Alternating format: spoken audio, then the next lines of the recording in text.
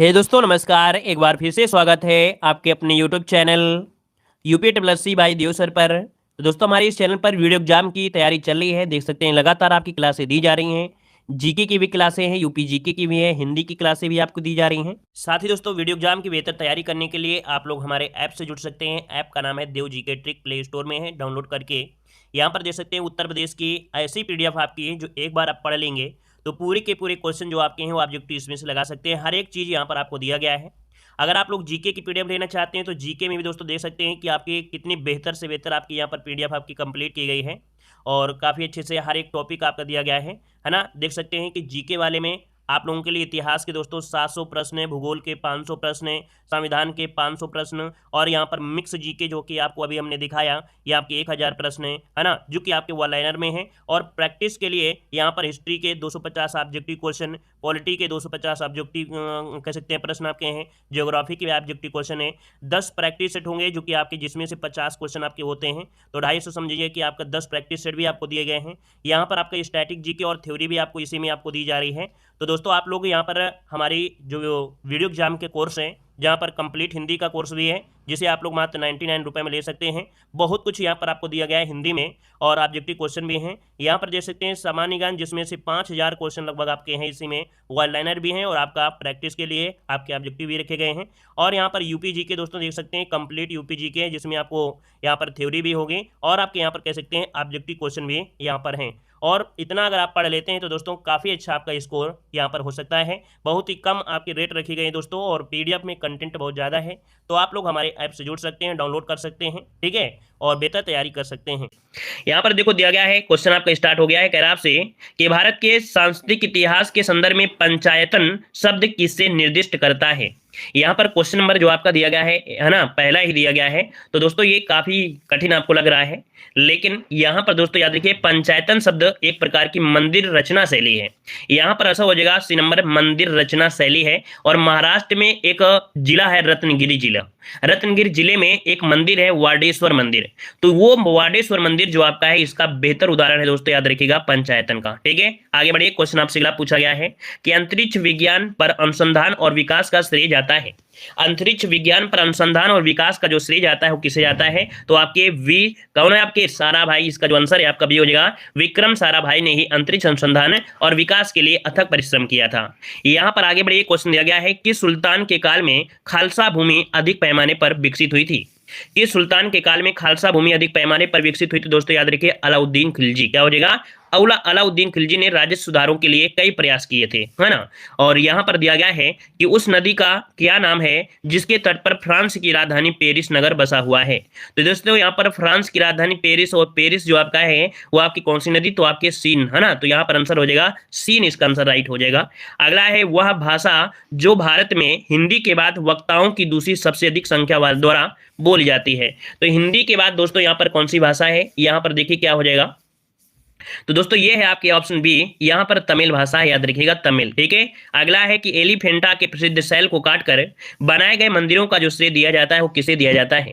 एलिफेंटा के जो भी आपके कह सकते हैं शैल है उनको काटा गया है और उनको मंदिर बनाए गए हैं दोस्तों, ये श्रेय जो जाता है किसको जाता है, यहाँ पर जवाब देना है। लाइक शेयर को ध्यान रखिए, करें सभी लोग लाइक शेयर करते रहिए और नए हैं तो चैनल को भी सब्सक्राइब कर लीजिएगा। देखो यहाँ पर है तो आपके दोस्तों एलिफेंटा है, इनको बनाया था राष्ट्रकूटों के द्वारा। किसके द्वारा, राष्ट्रकूटों के द्वारा बनाया गया था दोस्तों। अगला क्वेश्चन दिया गया है कि निम्नलिखित में से कौन सा धर्म विश्व विनाशकारी प्रलय की अवधारणा में विश्वास नहीं करता है।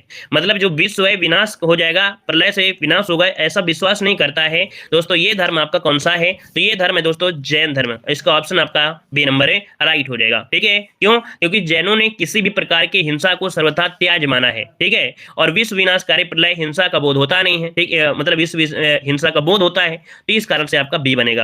अगला है क्षेत्रफल के अनुसार राज्यों का सही अवरोही क्रम कौन सा है। दोस्तों यहाँ पर क्षेत्रफल के हिसाब से सबसे बड़ा कौन सा बनेगा, यहाँ पर देखिए आपका राजस्थान, फिर मध्य प्रदेश, मध्य प्रदेश हो गया, फिर यहाँ पर उत्तर प्रदेश चौथा स्थान आता है, फिर आंध्र प्रदेश, फिर आपका बिहार। तो दोस्तों यहाँ पर आंसर आपका डी नंबर है, राइट हो जाएगा। अगला दिया गया भारत के चावल की कटोरी क्षेत्र नाम से किसे जानते हैं। देखो चावल की कटोरी का क्षेत्र जहां पर दोस्तों ये है आपका जो कृष्णा गोदावरी डेल्टा क्षेत्र है, इस क्षेत्र में जो आपका है चावल की खेती की पैदावार अच्छी खासी होती है दोस्तों, तो ये चावल की कटोरी के लिए जाना जाता है। अगला दिया गया है आकाश में होने वाले अग्रिम सूर्योदय एवं विलंबित सूर्यास्त किस घटना के कारण होते हैं। सूर्यास्त होता है या सूर्य क्या होता है, अस्त होता है।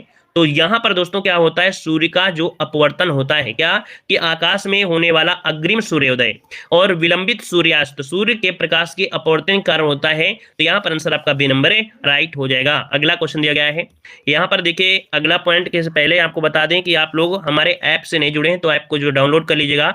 देव जीके ट्रिक हमारा ऐप है, जहाँ पर आपको कुछ फ्री पीडीएफ भी है, कुछ फ्री वीडियो भी हैं और कुछ आपकी पीडीएफ है जिनको परचेज करके भी आप लोग पढ़ सकते हैं। यहाँ पर जीके के 5000 क्वेश्चन आपके दोस्तों मात्र 99 में है, पीडीएफ फॉर्मेट में है, अच्छे से डाउनलोड कर सकते हैं और निकाल के परचेज कर सकते हैं और प्रिंट निकला सकते हैं। कंप्लीट हिंदी कोर्स मात्र 99 में कंप्लीट आपका है और ऑब्जेक्टिव क्वेश्चन भी आपको दिए गए हैं।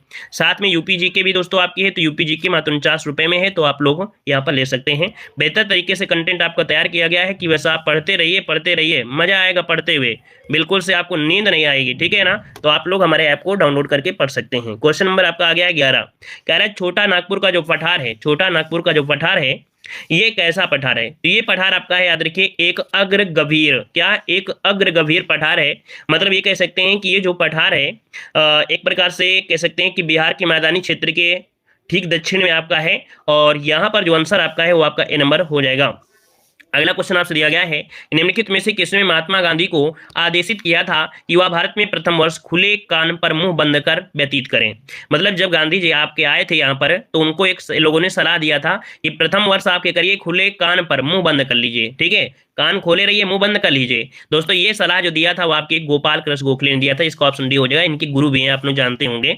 अगला है, संसार के सर्वाधिक महत्वपूर्ण मत्स्य क्षेत्र उन क्षेत्रों में पाए जाते हैं जहां, मतलब मछली जहां पकड़ी जाती है दोस्तों, ये ऐसा क्षेत्र होता है उष्ण और शीत महासागरीय धाराएं जहां मिलती हैं, जिसे हम बोलते हैं गल्फ स्ट्रीम। गल्फ वाले एरिया में क्या होता है कि ठंडा और गर्म पानी मिलता है, तो यहाँ पर मछलियां बहुत आसानी से मिल जाती हैं।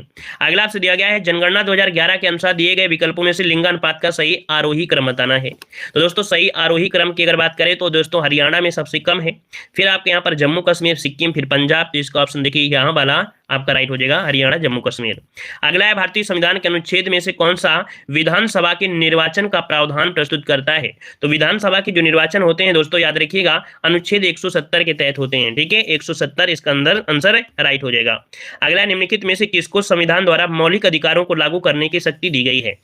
तो दोस्तों यहाँ पर मौलिक अधिकार को लागू करने की शक्ति है किसके पास, सुप्रीम कोर्ट के पास है और आपके हाई कोर्ट के पास है। इसका जो ऑप्शन है डी नंबर हो जाएगा। अगला है, किसी राज्य में विधान परिषद की संरचना अथवा विघटन किया सकता है। विधान परिषद की संरचना और उसका विघटन कर सकते हैं दोस्तों, कैसे कर सकते हैं, तो केंद्रीय संसद के द्वारा कर सकते हैं दोस्तों, याद रखिए केंद्रीय संसद के द्वारा इसका आंसर राइट हो जाएगा। अगला क्वेश्चन दिया गया है, वर्तमान लोकसभा में प्रत्येक राज्य के लिए स्थानों का आवंटन जो आपका है ये आपकी कौन सी जनगणना पर आधारित है।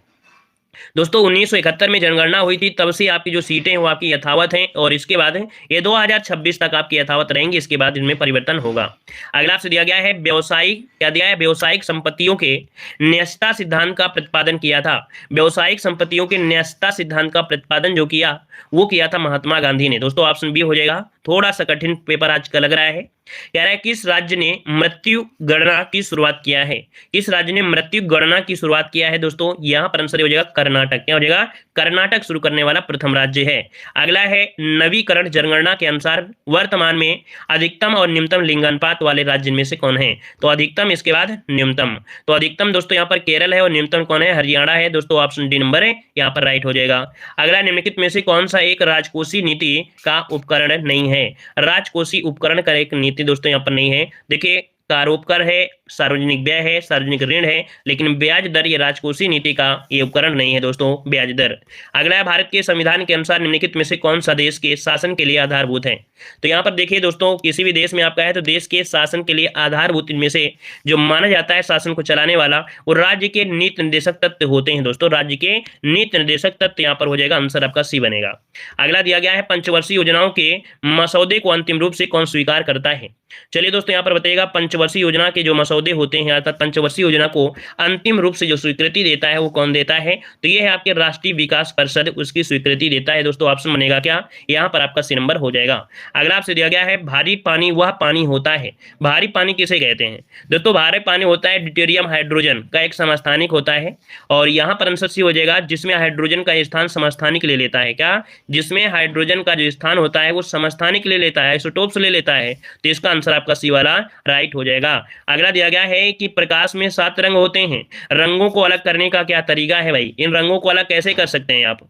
तो आप क्या करिए, आप एक प्रिज्म लीजिए और प्रिज्म से क्या करेंगे, उसमें से प्रकाश लगा देंगे तो 7 रंग इसमें से क्या हो जाएंगे, अलग अलग हो जाएंगे विबजियोर के माध्यम से। अगला है पौधे जो नमक युक्त मिट्टी में उगते हैं उन्हें क्या कहते हैं?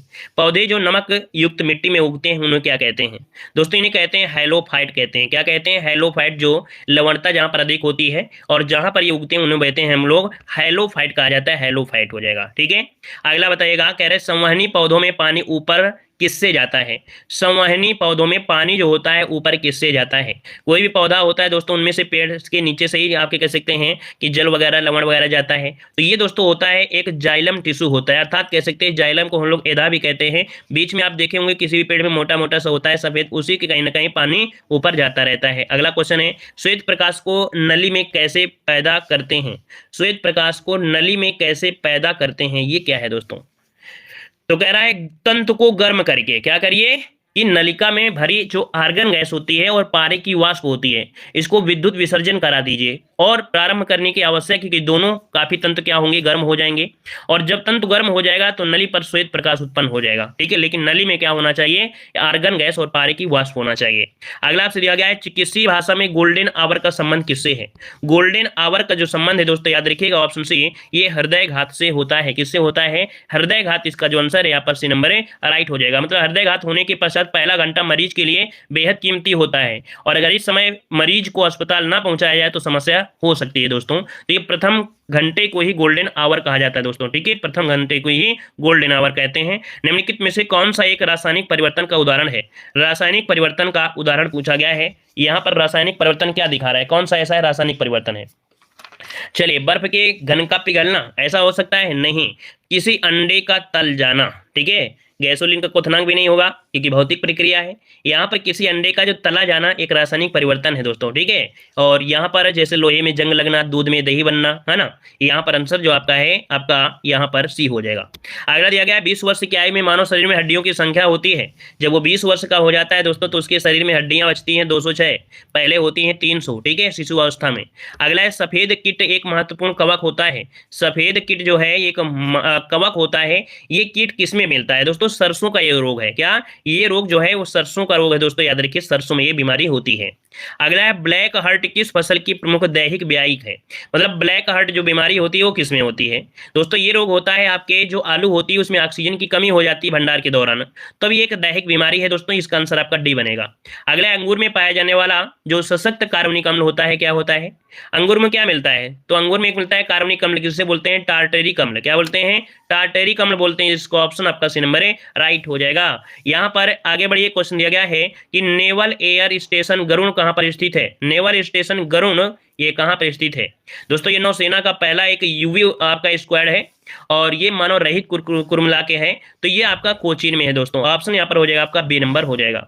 यहाँ पर दिया गया है निम्नलिखित में से कौन सा एक जैव आक्रमणकारी नहीं है? निम्नलिखित में से कौन एक जैव क्या है, अवक्रमणकारी नहीं है? यहाँ पर 37 नंबर में। तो ये दोस्तों साबुन, मतलब यहाँ पर जो अक्रवणशील जो दिया है उन पदार्थों को कहा जाता है जिनका किण्वन जीवाणुओं द्वारा किया जाता है। ठीक है ना, क्या जीवाणुओं द्वारा किया जाता है?